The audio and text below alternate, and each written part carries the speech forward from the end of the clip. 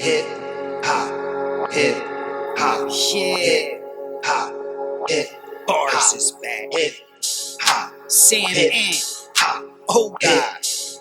What's up with you? I done watched them niggas do interview after interview. They not culture vultures. Yes, sir. That's work. Definitely. But yeah, man, you're tuned into the HHu Uncensored Podcast with your brother O'God and SamAnt going in today on this, Wednesday? Yes, Wednesday afternoon, like we always do here on the podcast. Now, Tory Lanez last night, SamAnt.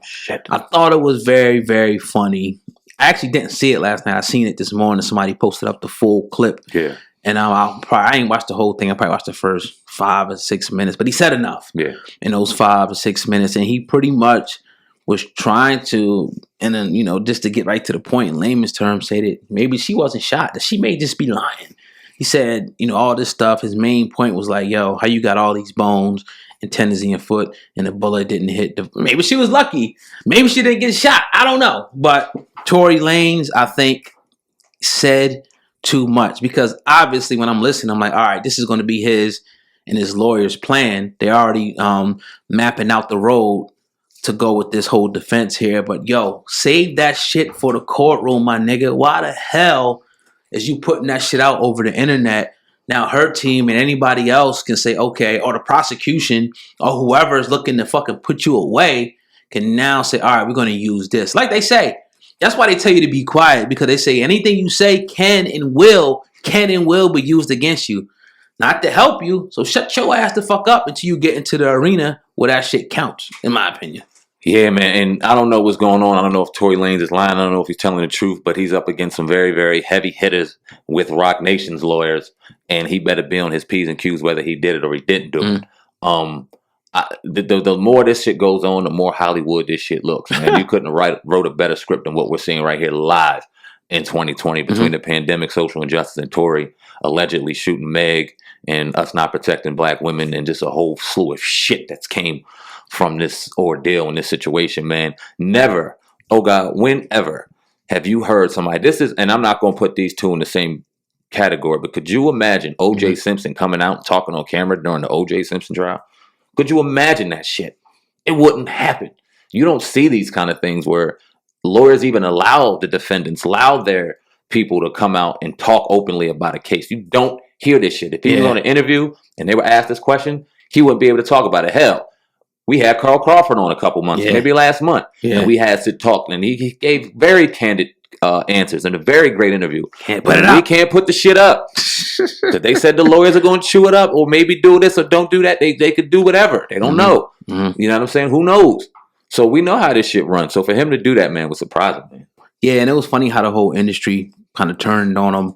People started coming at him, and I just want to let this whole thing play out, because it was a whole bunch of information that even you had, told me. I'm like, whoa, this shit gets fishier by the day. But ultimately, I thought Tory was just, because when I like turned it on last night, when I got tuned in, I probably missed that part when he was talking about like the SARS thing in Nigeria. So I'm thinking he's coming on trying to change his image and just come out and talk about some positive. This nigga already spilled the beans and told everything. I'm like, nigga, shut the fuck up, dog. 5 minutes. Come on, Tory, you gotta be smarter than that. Where's your counsel? Like, nah, don't do this shit. Be quiet until we get in that courtroom. Come on, bro. Now, will this help or hurt, or is it like, I'm fucking confused, bro. I'm not even gonna lie to you. I'm not gonna lie to you, because this is so interesting. You've never seen someone come out and vehemently deny this stuff, and then she was right back on Twitter saying this nigga's crazy. Right. Like back and forth during a investigation where attempted murder could be possibly up. Assault. You saying it's fake? And it's fake? You think it's fake though? Do I think it's fake? Yeah. I have no fucking idea, bro. I don't know. It's written out of a script though. I tell you what, if it's fake, everyone's involved. Everyone. Tory, Meg, everyone in that car knows what's going on, and they in cahoots if it is fake. Well, I'm not mistaken, Faison Love talked about it too. And he was kind of like saying, if you get shot in your foot, you know what I mean? I don't know, man. Remember he was already saying it. Yeah, like, a lot of people alluding to maybe it ain't hurts. Oh yeah, it's like shit. I mean, I don't know, man. And there's another good point too. as far as not hitting any bones, anything, you know what I mean, in your foot. Ain't nothing but bones in your foot. But hey, God, maybe she was just lucky. Oh, 2 God, bullets? Oh, God, they protecting black women now. Oh, man. That's what happens. You see what happens when it's weird how they got us fucked up. We talked about it early in January when we started seeing things going on and conversations happening and the Black Lives Matter movement becoming more and more in the forefront. That how are they evolving slavery and oppression now? We've seen it evolve over time. Right. You know what I'm saying? And how are they doing now? Our mental warfare is at an all-time high. We got to be careful what we watch, what we feed into, what these celebrities are saying on Twitter.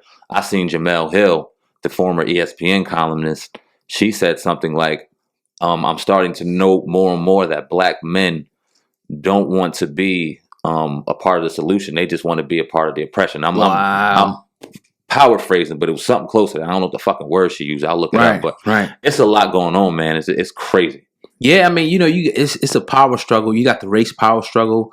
And you got the power struggle between, you know, stop calling me right now. Like, damn. Men and women. You know what I mean? All races. You always had that power struggle where women felt like they were not treated equal. And it's the fact. I don't know if you've seen like a meme they had up.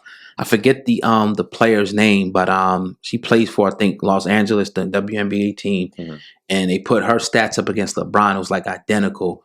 But the pay, she got like 4 championships. Oh, Sue Bird, maybe something like that. Something like that. I don't want to, misquote it, but she, did everything LeBron pretty much did on a woman's scale, but she makes like so much less money than him. And I always hear, and it's real, we know that women typically in a lot of fields don't make as much as men. And I think that women should make as much as men, but at the end of the day, I think that it's men out there definitely fighting, and every man is not, some sexist, misogynist, don't like women pig. Nah, I don't think that. I mean, but I do on the other end of that spectrum think that a man and a woman definitely have their place in society. Absolutely. And women, if they're doing the job just as good as men, deserve more pay. But I'll say this as far as sports, and I don't mean to sound unpopular, but I just hear my perspective. A WNBA where their revenue is far less than an NBA where these owners can afford to kind of dump these monies into these players that are bringing asses in seats that are a little different in W anyway, because the fanfare isn't as abundant, maybe fluctuates in pay. But when you're talking about endorsements, when you're talking about TV time, when you're talking about commercials and things like that, where these women can kind of accumulate some of that revenue out the basketball court, they deserve those opportunities equal as men and more. Definitely. I don't know how the numbers work out when it comes to revenue sharing and how it ain't fucking with the NBA at all. Not even close. So, right. And then real quick before we go to the next segment, oh God, I wanted to read Jemele Hill's tweet. Oh, no doubt. Because I didn't want to misquote her. She said, I've increasingly found that many black men just want better access to patriarchy. They don't actually want it dismantled. Women want us to take control and then don't want us to have control. Right. Take charge, but you can't be in charge. Man, okay.